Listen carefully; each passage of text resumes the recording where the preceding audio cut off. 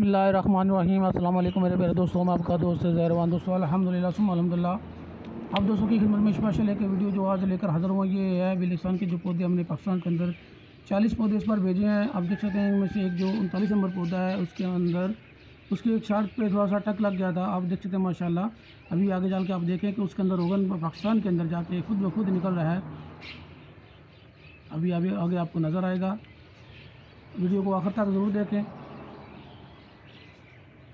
और देखने के बाद शेयर करें। माशाल्लाह देख सकते हैं माशाल्लाह बहुत ही ज़बरदस्त और प्यारा खूबसूरत रोगन बिलिस्तान का कतरा।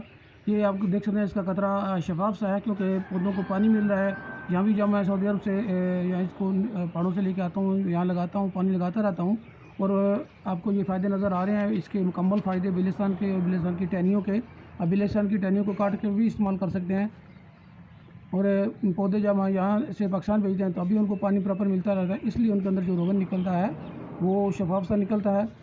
माशाल्लाह बहुत ही ज़बरदस्त और ख़ूबसूरत मैंने 40 पौधे अभी आपको नज़र आएंगे जो हम सेल के लिए अभी तैयार करेंगे इनको।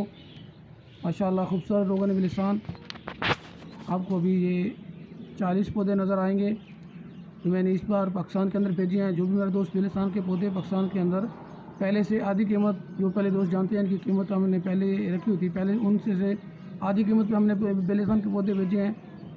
माशाल्लाह